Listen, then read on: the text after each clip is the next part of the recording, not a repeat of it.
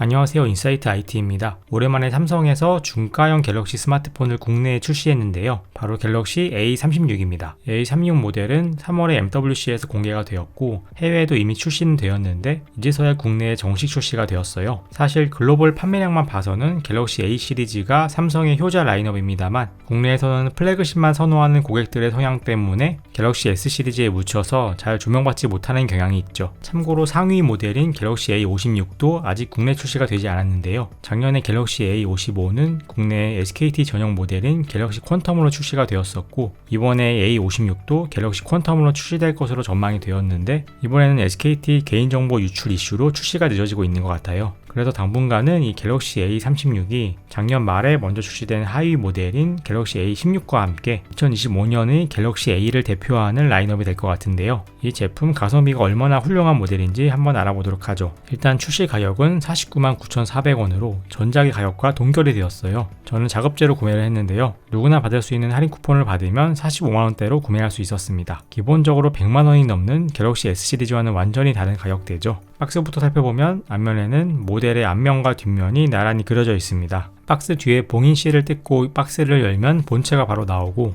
USB-C 케이블이나 설명서는 뚜껑 쪽에 박스에 들어있습니다. 충전기와 같은 별다른 구성품은 없습니다. 이건 뭐 갤럭시 S도 동일한 부분이니까 별로 아쉬운 느낌은 없네요. 디스플레이는 6.7인치의 대화면을 탑재해서 상당히 시원시원합니다. 실제로 갤럭시 S25 플러스의 사이즈와 똑같은 크기이고 제가 가진 갤럭시 S25 엣지랑 비교해도 똑같은 걸 확인할 수 있습니다. 디스플레이는 FHD 플러스 2340x1080 해상도이고 아몰레드 디스플레이로 최대 밝기는 1200니트에 화면 주사율도 120Hz의 고주사율을 지원합니다. 풀 HD급이라는 것 말고는 디스플레이 스펙은 상당히 좋아요. 하지만 디스플레이 베젤을 보시면 좀 두꺼운 걸 보실 수 있는데요. 확실히 플래그십 S 모델과는 다른 차이가 느껴집니다. 갤럭시 S25 엣지랑 비교를 해보면 옆면 베젤도 두꺼운데 위아래의 베젤은 더 두꺼워서 옆과 위의 베젤 두께가 균등하지 않아요. 후면 디자인을 보면 3개의 카메라를 세로로 나란히 카메라 범프에 넣고 전체를 검은색으로 칠했어요. 형태 자체는 갤럭시 폴드 시리즈랑 비슷하긴 한데 색상 전체를 검은색으로 칠한 건 색다르네요. 그리고 오른쪽에 LED 플래시가 박혀 있습니다. 제가 구매한 컬러는 어썸 화이트 컬러이고요. 다른 컬러 옵션으로는 어썸 블랙, 어썸 라벤더까지 총 3가지가 있습니다. 일반적인 화이트가 아니라 살짝 무지개 빛깔이 나는 색이에요. 심심하지 않도록 하고 A 시리즈만의 차별점을 주려고 한 것 같네요. 옆면의 프레임은 실버 느낌으로 마감되었는데 금속은 아니고 플라스틱인 것 같아요. 근데 뭐 이런 마감은 어차피 케이스 씌웠을 거면 안 보이는 부분이긴 합니다. 버튼은 다른 갤럭시처럼 오른쪽에 볼륨과 전원 버튼이 몰려 있고요. 버튼 부분만 이상하게 살짝 튀어나와 있네요. 그 외에는 직각으로 깍둑 잘라놓은 모습입니다. 위에는 마이크 구멍만 뚫려 있고 아래쪽에 유심 단자와 마이크, USB-C 타입 단자, 스피커가 모두 몰려 있었습니다. 두께는 7.3mm로 저가형 치고는 상당히 얇은 편인데요. 전작인 A35 대비 무려 0.8mm나 얇아졌습니다. 갤럭시 S25의 두께가 7.2mm, 갤럭시 S25 울트라가 8.2mm니까 거의 S 시리즈와 비슷한 수준에 맞다고 봐도 될 것 같네요. 삼성은 A 시리즈에도 슬림한 기술을 적용하고 있는 것 같습니다. 무게도 전작 대비 무려 14g을 감량해서 195g이 되었습니다. 이제 무게가 A 시리즈의 단점이라고 말하기는 어려울 것 같네요. AP로는 퀄컴의 스냅드래곤 6 젠3가 들어갔는데요. 보통 A 시리즈에는 삼성 자체 제작 AP인 엑시노스가 들어갔는데 스냅드래곤이 들어간 게 좀 의외입니다. 요새 엑시노스가 워낙 욕을 먹어서 스냅드래곤이면 좋네 생각하실 수도 있겠지만 이 스냅드래곤 6 젠3는 보급형이라서 성능이 그렇게 좋은 편은 아닙니다. 전작인 갤럭시 A35에 탑재되었던 엑시노스 1380이랑 별 성능 차이가 없어요. 그래도 중급기 치고는 꽤 괜찮은 성능인데요. 긱벤치 6 점수 기준으로 싱글코어 1005점, 멀티코어 2818점이 나오는데 점수만 놓고 비교하면 갤럭시 노트 20과 비슷한 수준의 성능입니다. 메모리는 6기가의 LPDDR4X SDRAM을 탑재했고요. 저장 용량은 128g UFS 3.1로 최신 모델들보다 한 단계씩 낮은 램과 용량 그리고 스펙을 가지고 있습니다. 다른 부분들은 그렇다 치더라도 저장 용량이 128기가면은 이제 좀 답답할 것 같은데요. 게다가 A36에서 정말 놀랐던 점이 SD카드 트레이가 사라졌습니다. 추가로 SD카드를 활용한 용량 확장을 지원하지 않아요. 이게 아이폰 대비 갤럭시만의 장점으로 소구된 지 꽤 오래되었는데 무게나 원가 저감을 이유로 조금씩 빠지더니만 이제는 A 시리즈에도 SD카드가 빠지는 시대가 되었네요. 자, 다음으로는 카메라도 한번 살펴볼 텐데요. 광각, 초광각, 접사의 트리플 카메라로 구성이 되어 있고 눈여겨볼 점은 일반적으로 들어가는 망원 렌즈 대신에 접사 렌즈가 들어갔다는 점입니다. 먼저 메인 렌즈인 광각 렌즈는 5000만화소의 f1.8 조리기를 탑재했고요. OIS를 지원해서 꽤 괜찮은 사진을 뽑아줍니다. 초광각 렌즈는 800만화소의 f2.2로 다소 성능이 떨어지는 렌즈지만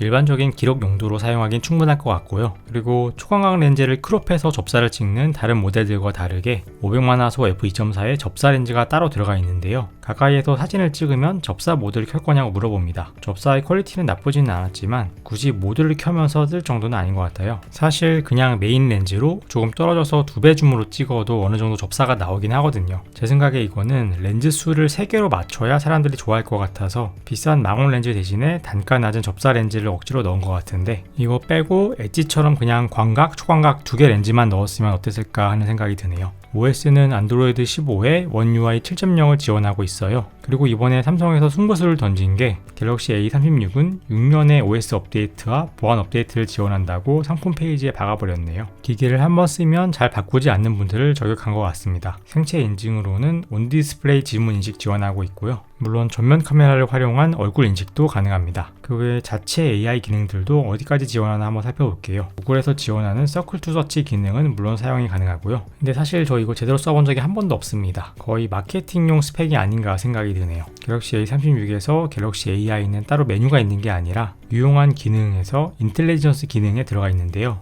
S 시리즈에는 상당히 많던 AI 관련 메뉴가 거의 사라져 있죠. 실제로 제일 쓸만한 기능은 AI 지우개 정도인 것 같습니다. 촬영한 사진에서 AI 버튼에 AI 지우개를 누르면 사용할 수 있어요. 사진에서 지우고 싶은 피사체를 자연스럽게 삭제할 수 있지만 최신 갤럭시 S 시리즈에서 지원하는 AI 이미지 생성은 안 되는 것으로 확인됩니다. 그리고 우측 전원 버튼을 누르면 제미나이가 뜨는 것도 갤럭시 A도 동일합니다. 이건 어차피 제미나이 앱으로 쓰는 거니까 편리하게 사용할 수 있을 것 같아요. 제일 아쉬웠던 게 제가 갤럭시 S 시리즈를 쓰면서 통화 녹음을 받아 써주고 요약해주는 기능이 정말 유용했는데요. 갤럭시 A36은 통화 녹음은 되는데 받아쓰기랑 요약은 안 되더라고요. 통화 녹음이 중요하신 분은 이것도 꼭 고려하셔야 할 것 같습니다. 방수 방지는 IP67 등급으로 간단한 물 노출에도 방수를 기대할 수 있는 수준입니다. 여기까지 갤럭시 A36에 대해 살펴보았는데요. 그럼 대표적인 장점 3가지와 단점 3가지를 한번 정리해 볼게요. 첫 번째 장점은 전반적인 완성도 업그레이드입니다. 전작 대비 더 슬림해지고 무게도 가벼워지고 화면도 밝아지고 베젤은 작아지고 충전 속도는 빨라졌습니다. 덕분에 이제는 진짜 프리미엄 못지않은 손맛을 느낄 수 있을 것 같고, 이전에 A 시리즈를 쓰시던 분들이 기변을 해도 꽤 만족하실 것 같아요. 두 번째 장점은 6년간의 OS 업데이트 보장입니다. 이런 기기를 리뷰하면 꼭 달리는 댓글이 이 돈이면 2-3년 된 중고 갤럭시 S를 산다는 반응인데요. 갤럭시 S23 기준으로 삼성에서는 4년간의 OS 업데이트만 약속했습니다. 쉽게 말해 이미 출시 후 2년이 지난 중고 S23은 업데이트가 2년밖에 남지 않은 거죠. 그런 점에서 이 갤럭시 A36의 6년간의 업데이트 보장은 큰 메리트가 될 수 있습니다. 이런 기기를 사는 분들은 스마트폰에 고사양이 필요 없는 분이 대부분이라 기변 주기도 상당히 긴 걸 감안해서 오랫동안 사용할 것이라고 생각을 하면 중고 기기보다 신품으로 구매하는 A36의 메리트가 더 크게 느껴질 수 있겠네요. 세 번째 장점은 45W 고속 충전입니다. 갤럭시 S25 시리즈에서도 플러스와 울트라 모델만 45W 고속 충전을 지원하는데 놀랍게도 중가형인 A36에 45W 고속 충전을 넣어주었습니다. 물론 20W보다 2배 더 빠르다 이런 수준은 아니지만 배터리가 부족한데 급하게 외출해야 하는 경우 잠시만 꽂아두어도 빠른 충전이 가능해서 체감되는 사용 편의성은 상당히 좋았습니다. 단점도 3가지 정리해 보겠습니다. 가장 큰 단점은 SD카드 슬롯 삭제인데요. 아무래도 전까지 잘 있던 SD카드 슬롯을 뺀 게 가장 아쉽습니다. 물론 SD카드가 실제로는 잘 쓰이지도 않고 무게만 차지하기도 하지만 SD카드를 빼버리면서 기본 용량을 128GB 모델 단일로만 출시하다 보니 더 많은 저장 용량을 활용하는 고객은 A36을 사용하기 아예 어려워졌습니다. 그리고 지금 당장은 128GB로 충분하게 사용하더라도 향후 업데이트가 약속된 6년 동안 사용을 한다면 사진 자료들도 쌓이고 앱도 대형화될 거라서 결국 128GB는 너무 부족해지지 않을까 하는 생각이 듭니다. 두 번째 단점은 통화녹음 AI 받아쓰기가 없는 점입니다. 사실 성능의 한계 때문에 갤럭시 S 시리즈보다 AI 기능들이 많이 빠졌는데요. 광고에만 활용되고 막상 활용이 되지 않는 화려한 AI 기능은 사실 필요가 없는데, 가장 아쉬웠던 부분은 통화 녹음에 텍스트 변환이 빠졌다는 것이었습니다. 통화한 내용을 텍스트로 바로 확인하고 요약까지 해주어서 개인적으로 AI 기능 중 가장 잘 사용하는 기능이고 어르신들이나 아이들도 어렵지 않게 유용하게 쓸 수 있는 기능이라 이건 나중에라도 꼭 추가되었으면 합니다. 세 번째 단점은 아직 두꺼운 하단 베젤입니다. 두꺼운 디스플레이 베젤은 중저가형 스마트폰의 어쩔 수 없는 숙명인데요. 이번 A36은 좌우 베젤을 상당히 줄였습니다만 그래서인지 하단 베젤이 상대적으로 더 두꺼운 게 눈에 잘 띄었습니다. 이 부분만 아니면 얼핏 봤을 때 이게 S시리즈인지 A시리즈인지 구분하기 어려울 수 있는데 헷갈리다가도 이 아래쪽 화면 베젤만 보면 금방 저가형 스마트폰임을 알아챌 수 있다는 점이 갤럭시 A36 모델에 아직 해결하지 못한 숙제처럼 생각이 됩니다. 그럼 갤럭시 A36에 대한 평가를 마지막으로 정리해 볼게요. 이제는 갤럭시가 많이 상향 평준화되었다는 생각이 드네요. 단순히 스마트폰의 AP 성능뿐만 아니라 전반적인 디자인이나 무게, 두께, 실사용에 좋은 방수 방침과 충전 속도까지 그리고 아이부터 어르신, 라이트 유저들까지 불편 없이 사용할 수 있는 상품성을 갖추었습니다. AP의 성능은 다소 아쉽지만 가격이 작년에 맞춰 동결되어서 가성비는 더 좋아졌죠. 무엇보다 고사양과 고용량이 필요 없는 어르신들을 위한 선물용 휴대폰으로도 정말 좋을 것 같아요. 한국인에게 친근한 삼성전자 갤럭시 브랜드이면서도 6.7인치의 시원시원한 대화면과 얇은 두께 덕분에 신형 스마트폰이라는 느낌을 확실히 받을 수 있거든요. 아무튼 이번 갤럭시 A36은 SD카드 삭제 때문에 욕을 많이 먹긴 했지만 괜찮은 상품성과 견고한 수요층 덕분에 베스트셀링 모델의 명성은 이어갈 수 있을 것이라 생각됩니다. 그럼 여기까지 인사이트 IT였습니다. 오늘도 시청해주신 여러분 감사드립니다.